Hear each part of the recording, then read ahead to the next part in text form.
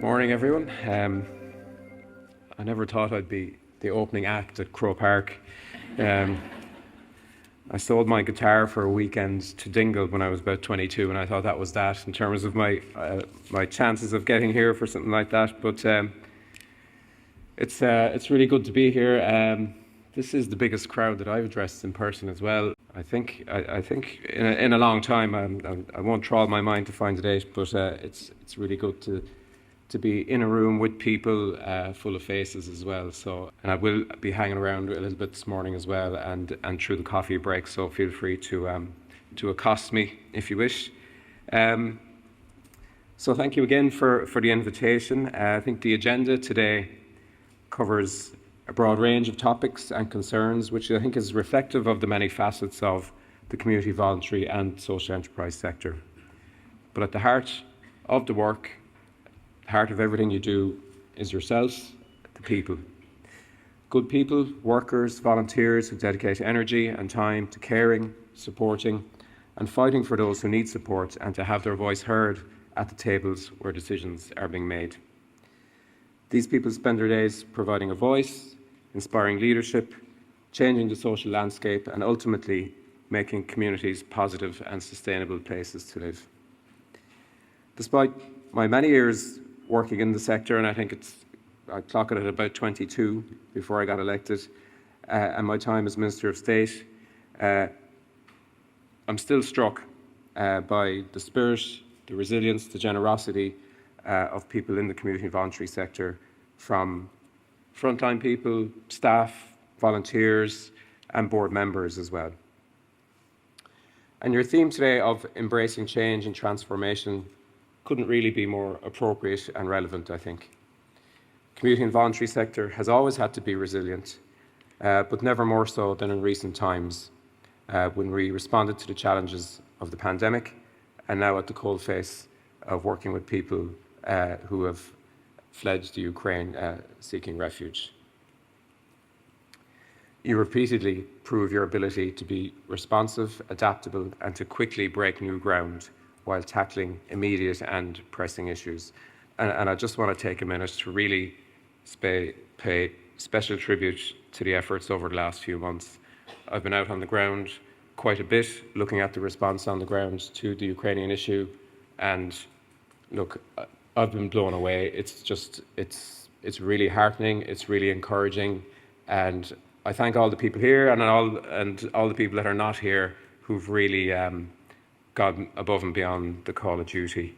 And thanks are important. It's important to acknowledge, and I felt that my role in response to your response was to see if we could secure more resourcing for the work that you're doing, because I know a lot of people will have turned away from a lot of their core work to respond to what's happened in the last couple of months, and that needs to be acknowledged and supported in a financial way. So I'll say a little bit more about that later on in terms of a support package for the rest of this year. COVID-19 challenged us all, including government, to change and adapt. We learned new ways of doing things, new ways of reaching out, and I believe we all learned a new appreciation for each other and the communities around us. But it is also true to say that those of us involved in the sector had already embraced the challenges of working differently. Collaboration and partnership were already strengthened, as exemplified by the cooperation and mutual understanding fostered as we developed our various strategies for the community voluntary sector, the social enterprise sector, and more recently the volunteering strategy as well. A key objective of my department is to facilitate the growth of grassroots, community-led development and greater participation and engagement by all communities in local decision-making processes. Last year, I launched a number of community development pilot projects to trial community development initiatives that address poverty, social exclusion and inequality and promote human rights. And tomorrow, I'm glad to say, I will also launch a new Empowering Communities programme to target extreme disadvantage in a number of small areas nationwide. True community development is trusting communities to develop their own solutions and pathways. Similarly, public participation networks are a vital link between the world of local community experience and the world of policy making, and provide an invaluable link between local authorities and frontline community groups. This partnership provides vital support to vulnerable people in their localities. The public participation networks have on numerous occasions brought the voice of the local community sector, the volunteers on the ground, into local and national policy matters. They were a key consultation partner in advance of last year's National Climate Action Plan, and a dialogue between central government and the PPNs proved so valuable that it will take place again in advance of this year's Climate Action Plan. The experience of PPNs with their local community wellbeing consultations brought local perspectives to a national initiative. In this way, they are a vital link between the world of local community experience and the world of policy making. And I look forward to working with the PPN network and stakeholders on the review of the scheme to see how we can further enhance the crucial role of PPNs, ensuring a broad representation of voices. We do need more young people in PPNs, and I'll be publishing the review of the PPNs soon. And this really is a kick-off point for what will be a deliberative process whereby we will pilot the course forward for the networks together. This community-led focus is also reflected in each of the thematic investment areas of the new Peace Plus programme, which is currently awaiting approval by the EU Commission. And it's really a testament to the reach of the sector and its extraordinary reach, really, where politics fails in many respects at the moment, the sector continues to work for peace on the island, and indeed outside of the island as well. As a bit of an aside, I visited the West Bank recently, and it's important to acknowledge that the Department of Foreign Affairs actually supports civil society in an area where human rights are under extreme pressure at the moment as well.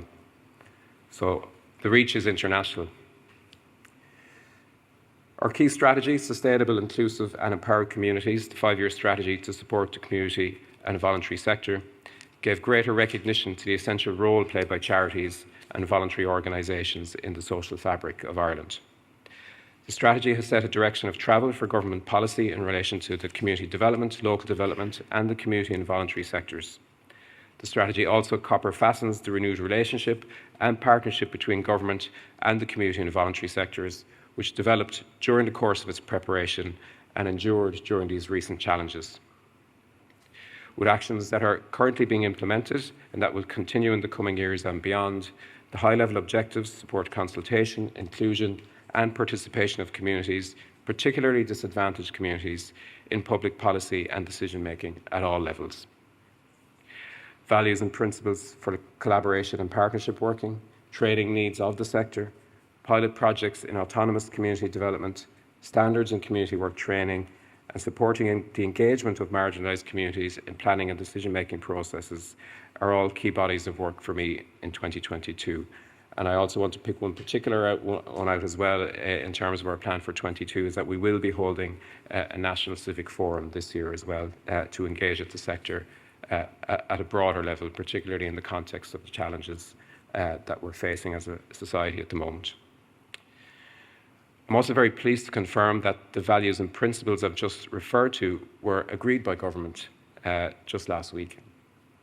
This is the culmination of a huge amount of work by the sector and in particular the members of the cross-sectoral group on local and community development, and we hope and expect these values and principles will, going forward, form the basis of good engagement by both central and local government with the sector, and a better understanding of the sector as well.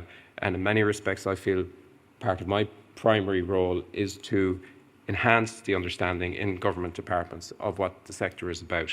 And the values and principles document that was agreed by Cabinet last week, I think will go a step in that way. So values such as human rights, equality, anti-discrimination, key principles such as respect, collaboration, implementation, these are the kind of values that we want other government departments to have a stronger appreciation of as well. And I can't help but think, attending the Traveller Mental Health protest outside the Dáil yesterday, that if we had all government departments really imbued and understanding those types of values and those principles, there'd be different outcomes, I think, for the traveller community in the country today. So my department and I will lead out on championing these values and principles, seeking to ensure their recognition and implementation in a coherent and meaningful manner across government, its agencies and across local government. Change, collaboration and partnership will also underline the way we move forward. And you will be aware that Government has recently published the General Scheme of the Charities Amendment Bill 2022. This bill represents a key step for implementation to allow for the appropriate regulation, particularly financial regulation of the charity sector. And I just want to reassure you that the issue of proportionality has been reviewed at length in the preparation of this bill, which seeks to provide a more balanced and considered approach to regulation for both the charity sector and the charities regulator, respectively. I'm very aware from direct experience as well that charities and their volunteers who give up their precious time to do good for our communities do not want to be overburdened with administration. And at the same time, the charities regulator urgently needs an updated legal framework that reflects the reality of charity operations on the ground.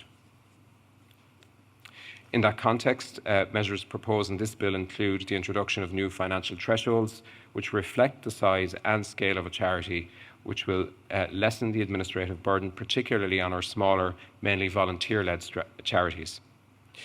I would also like to highlight the proposed inclusion of the advancement of human rights as a proposed charitable purpose. Other measures will provide greater transparency for the public in relation to the finances of registered charities and provide clearer guidance on the roles and responsibilities of trustees, while strengthening the powers of the regulator to intervene where no effective management or board oversight is available. The underlying principle is that the legislation will enhance public trust and confidence while affording the regulator a more balanced and measured means for which to regulate the sector and provide added security for all of you working within it. The spirit of collaboration and openness is also reflected in our recently convened National Advisory Group on the development of a national philanthropy policy. And I think this is a particularly exciting initiative. Philanthropy in Ireland is quite underdeveloped when you compare with other European countries, so there's huge potential there. And I think there's work to do. We all have work to do, but I particularly have work to do, I think, to enhance the public's understanding of philanthropy and enhance the understanding and appreciate its capacity to affect positive social and environmental change. Philanthropy cannot and does not replace the primary role of the government and the state to provide for our citizens' human rights, but it can and does support the sector to do the work that it does so well. I've had direct experience of this myself as well in terms of being in posts that were funded by philanthropy. And philanthropy can support the sector to innovate, to break new ground, to reach new areas and to reach people that otherwise would not have been reached. So we have sought the input and participation of the broader philanthropy sector, including those representing the beneficiaries of philanthropy.